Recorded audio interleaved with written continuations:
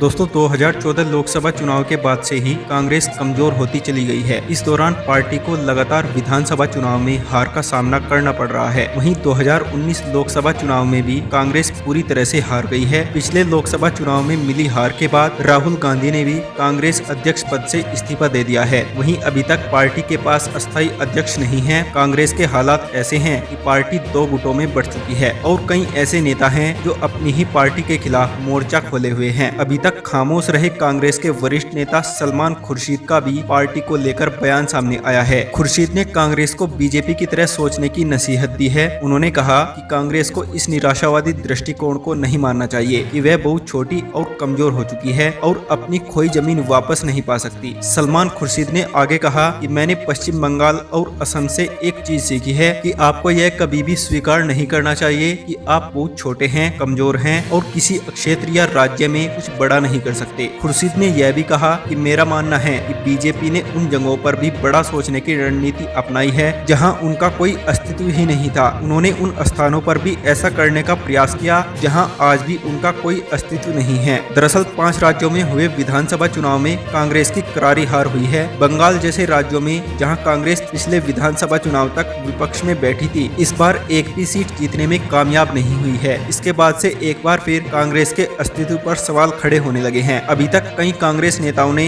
अपनी ही पार्टी पर निशाना साधा है और अब सलमान खुर्शीद ने कांग्रेस को बीजेपी की तरह सोचने की नसीहत देकर बीजेपी को एक बार फिर कांग्रेस को घेरने का मौका दे दिया है। Bureau report, viral Hindi news.